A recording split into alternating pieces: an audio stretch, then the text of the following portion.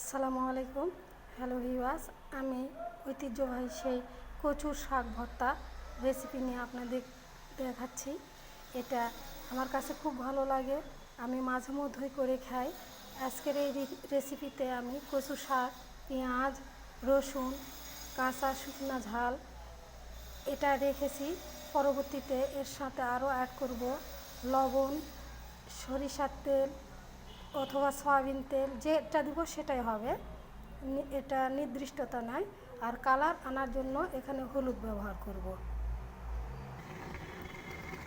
আমি চুলাটা অন করেছি, এখানে এখন বসায় দিলাম কড়াইটা একটু গরম হোক।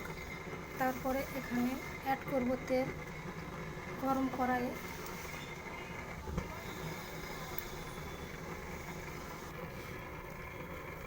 এখন দেখা যাচ্ছে কড়াইটা গরম হয়ে গেছে।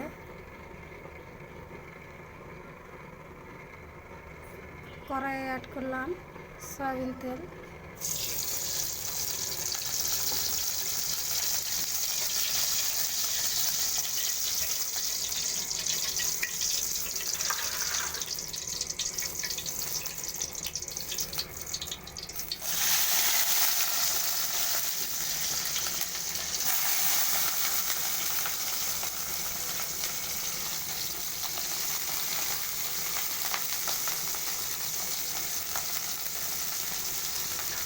দিয়ে দিচ্ছি এখন বাদ বাকি মশলাগুলো।